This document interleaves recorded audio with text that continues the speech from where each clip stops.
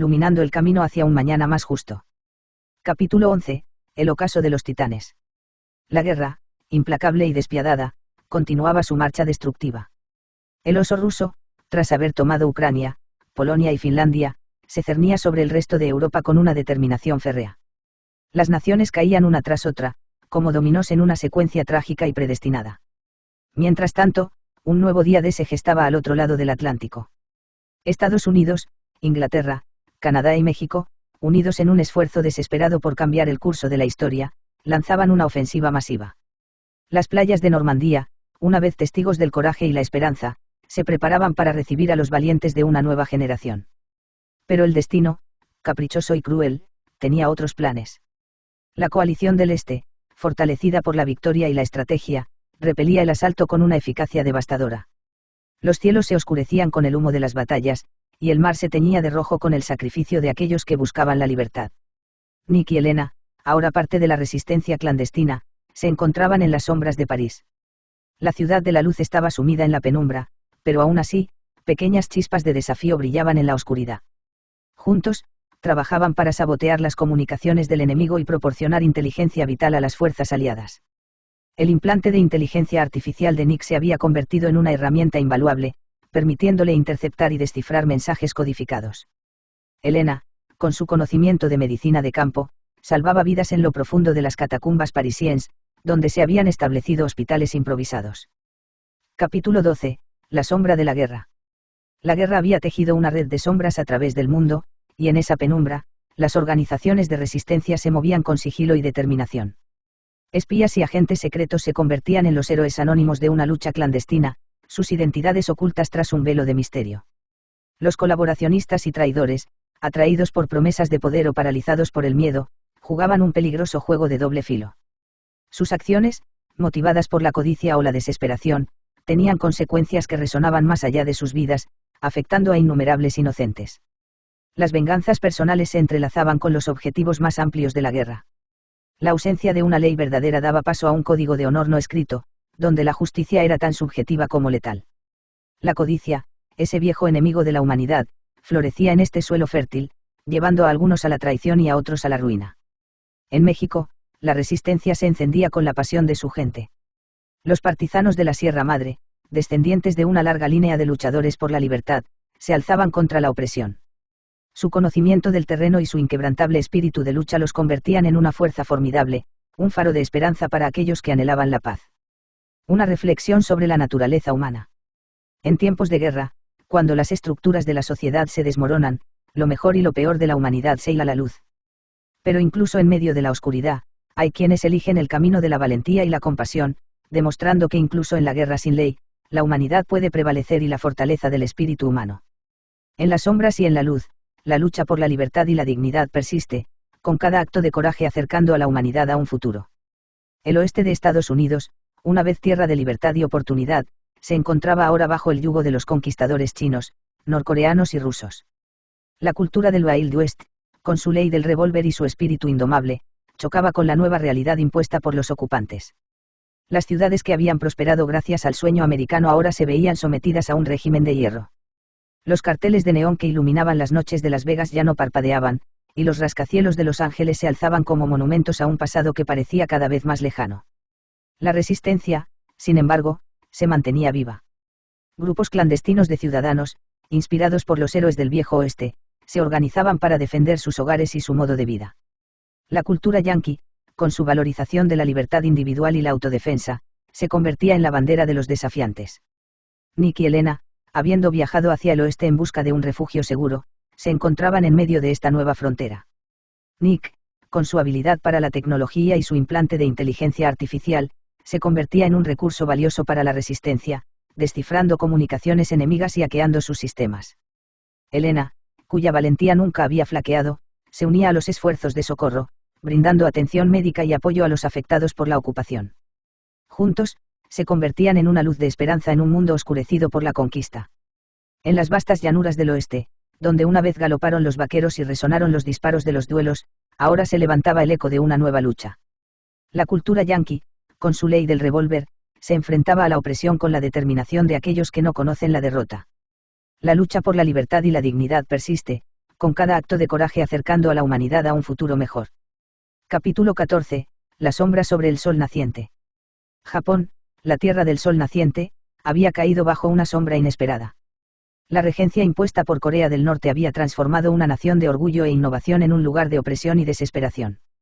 La población, una vez libre y próspera, se encontraba ahora encadenada a las voluntades de sus conquistadores. Las calles de Tokio, que solían vibrar con la energía de la vida moderna, estaban silenciosas, salvo por el eco de las botas militares. Los templos y santuarios, que habían resistido el paso del tiempo y las guerras pasadas, miraban con tristeza la esclavitud de su gente. La dignidad humana se había convertido en una moneda de cambio, y la lucha diaria por la supervivencia llevaba a algunos a tomar decisiones desgarradoras. La comida, escasa y controlada por los ocupantes, se utilizaba como herramienta de sometimiento y control. En medio de esta oscuridad, sin embargo, ardía la llama de la resistencia. Grupos clandestinos de ciudadanos, inspirados por el espíritu indomable de sus antepasados samuráis, se organizaban en las sombras. Utilizaban cada recurso a su disposición, cada conocimiento ancestral, para socavar el régimen y recuperar su libertad. Nick y Elena, habiendo llegado a Japón en una misión para la resistencia internacional, se encontraban en el corazón de la lucha. Nick, con su implante de inteligencia artificial, trabajaba para interceptar las comunicaciones de los ocupantes y sabotear sus operaciones. Elena, con su compasión y habilidad médica, brindaba cuidados a los heridos y esperanza a los desesperados. Una nota de resistencia y esperanza. A pesar de la noche que se había cernido sobre Japón, el pueblo no se rendía. En cada acto de desafío, en cada susurro de resistencia, se tejía la promesa de un nuevo amanecer. La historia de Japón estaba lejos de terminar, y su gente lucharía con la tenacidad del guerrero, con la paciencia del monje y con la sabiduría del anciano, hasta que el sol naciente brillara una vez más sobre una tierra libre. Capítulo 15. Tormenta en alta mar. La guerra se había extendido hasta los confines más remotos del océano, donde el azul profundo se convertía en el escenario de una danza naval de proporciones épicas. Submarinos nucleares, sigilosos y letales, se deslizaban bajo las olas, acechando a sus presas con una paciencia depredadora. Los portaaviones, verdaderas fortalezas flotantes, navegaban con sus escoltas de cruceros y lanchas rápidas, proyectando el poder de sus naciones a través de los mares. La asistencia satelital era vital, proporcionando una visión desde el cielo que guiaba cada movimiento en este tablero líquido. Los buzos tácticos, los guerreros silenciosos de las profundidades, llevaban a cabo misiones de sabotaje contra estructuras enemigas. Su entrenamiento y habilidad les permitían moverse sin ser detectados, colocando cargas explosivas que podían cambiar el curso de la batalla con un solo golpe. Los barcos pesqueros y los petroleros se veían atrapados en la marea de la guerra, a menudo utilizados como cobertura para operaciones encubiertas o como blancos involuntarios en el fuego cruzado. Los yates y botes privados, una vez símbolos de ocio y lujo, ahora navegaban con cautela, temerosos de ser confundidos con contrabandistas. El contrabando, esa antigua práctica marítima, florecía en medio del caos.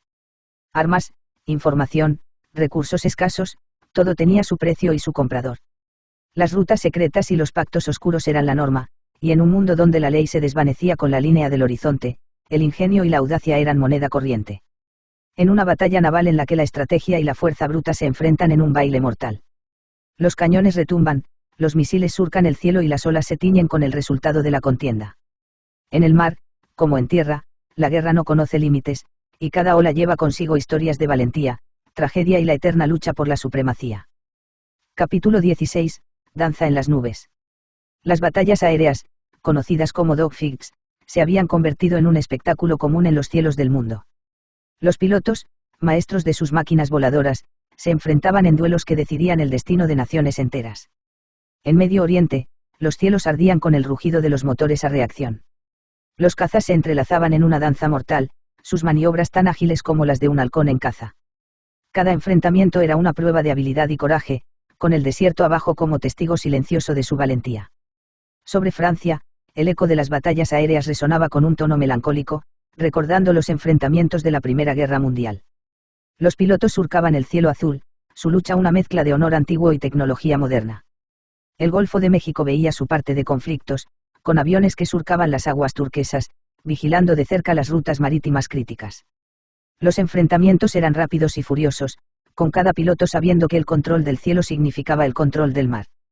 En Corea del Sur los cazas cuando entraban en combates intensos y dejaban marcas en el firmamento. Australia, lejos de los focos principales de la guerra, no estaba exenta de la amenaza.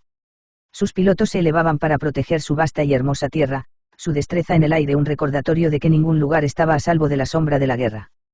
Sobre el espíritu de los pilotos. En cada batalla aérea, en cada dogfight, se revelaba la esencia de la lucha humana, la búsqueda de la victoria, el deseo de proteger, y la inquebrantable voluntad de volar. Capítulo 17. La victoria de los Baiba. En las costas de Papúa Nueva Guinea, cerca de Port Moresby, se erigía el último bastión de resistencia contra la invasión planeada por China y Corea del Norte hacia Australia. La operación, meticulosamente planeada y ejecutada, parecía imparable, hasta que se encontraron con los guerreros de la tribu Baiba, conocidos como los Invencibles. Los Baiba, cuyas tradiciones guerreras se habían transmitido a través de generaciones, se levantaron como un muro infranqueable ante los invasores. Conocedores de cada rincón de su tierra, utilizaron la selva a su favor, convirtiéndola en una trampa mortal para aquellos que osaban pisarla.